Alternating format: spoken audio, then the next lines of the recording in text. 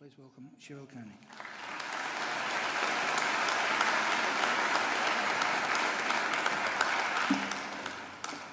Thank you, Chancellor. I would like to begin by acknowledging the traditional custodians of the land, the Darug people, and pay my respects to elders both past and present.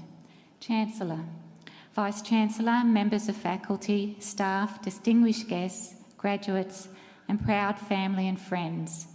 I'm very honoured to be invited to speak here today at Macquarie University, one of Australia's finest, as we've just heard.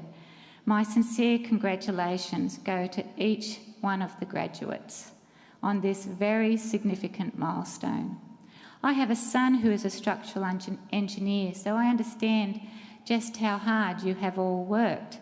I remember the all-nighters fueled with coffee, energy drinks and junk food, the unkempt appearance, the vagabond stench, or was it just my son who, for much of his uni life, resembled Tom Hanks from Castaway? Despite the kind introduction by the Chancellor, right now most of you are probably wondering, who the heck is this strange lady and what makes her so special? Well, let me state up front, there is absolutely nothing special about me. First and foremost, I am just your average wife and mum. But like a lot of people here, I do wear many hats. My most important, however, and the one that I truly identify best with, is that of being a carer. Identity is important. Identity is what makes us unique. Not only is it how we view the world, but it's also how the world views us. However, in Australian culture, as you're about to find out when you head out into the workplace, identity is tied closely to profession. Often, after introductions are made, the first question we are asked is, what do you do? And of course, if the response is to the effect of, I work in medicine, law, government, or perhaps academia, most of us would have a similar reaction of, quite impressive. But what if the answer came back as, my name is Cheryl Koenig and I am a carer? What do you think of me, really? Like it or not, there is a sense of esteem that is attached to occupation. But regardless of societal status, culture or creed, caring is an integral part of life. Because the reality is, no matter what letters or titles stand before or after your name, there are only 4 categories of people in this world. Those who have been carers, those who are currently carers, those who will be carers, and those who will need carers. So let me introduce myself again and perhaps give you a better sense of the esteem I attach to caring. Here I go. Hello, my name is Cheryl Koenig. What is it I do, you ask? Why, I have the single most important job in the world, and it's not the Chancellor. I am a carer. What's that? You heard I was an author of 4 books, Australia Day Ambassador, New South Wales Woman of the Year, have an OAM for my charity work, etc., etc. Oh, well, yes, that's all good and true. And don't get me wrong, that's all terribly, terribly important work.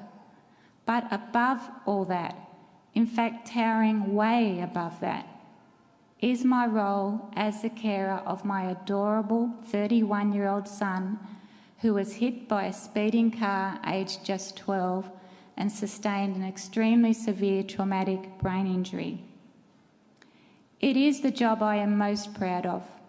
It tells you more about me, my values and ethos than any other role or accolade.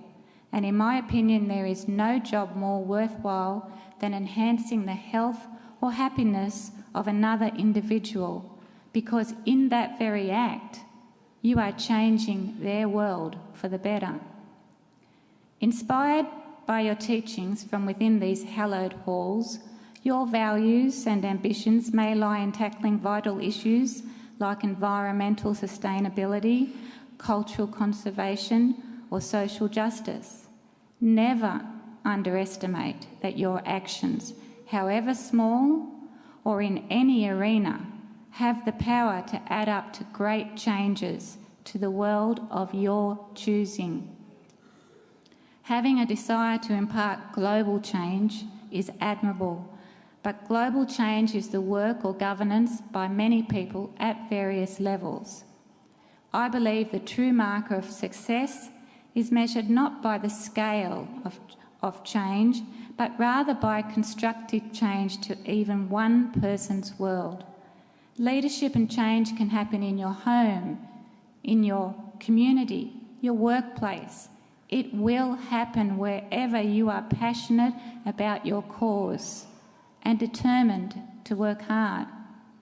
Without doubt, your degrees would have taught you that having a positive mindset helps tackle life's challenges, such as the stress of exam times, and I bet you're glad that they're over. But it's also true in broader terms.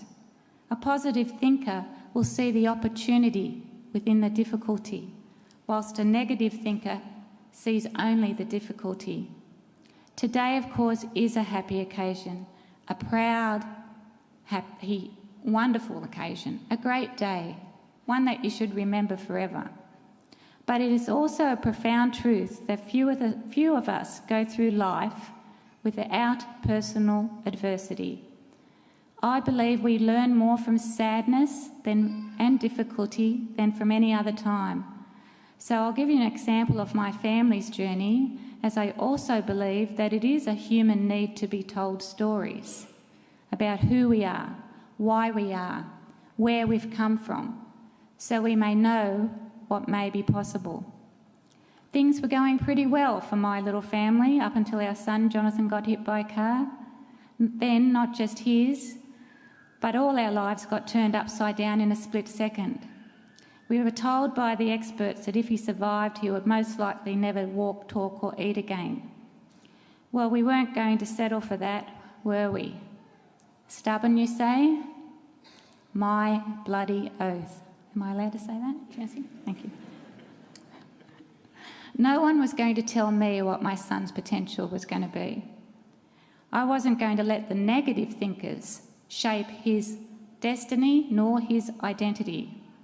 So Team Jono set to work, and for the next decade my husband and I worked 8 to 10 hours a day on his physical and cognitive rehab.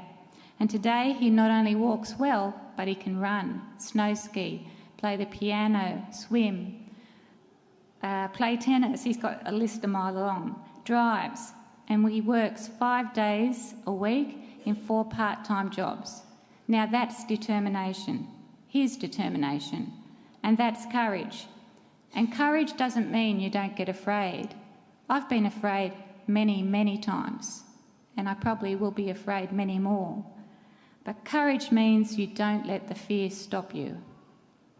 I believe the most crucial investment we can make as individuals is in our shared social well-being. Generosity, giving back to society, is an expression of spirit, and spirit is priceless. Your spirit, as you are now past the baton of humanity, can cultivate the fundamental principles required to allow the marginalised, like carers, the displaced, the homeless, to become members of modern society with basic human rights such as equality and autonomy, and of course what I alluded to earlier, respect and dignity. Finally, as you write the next great chapter of your life stories, my wish is that you identify with a group of positive thinkers. No matter what life challenges you may face, find the opportunity within the difficulty.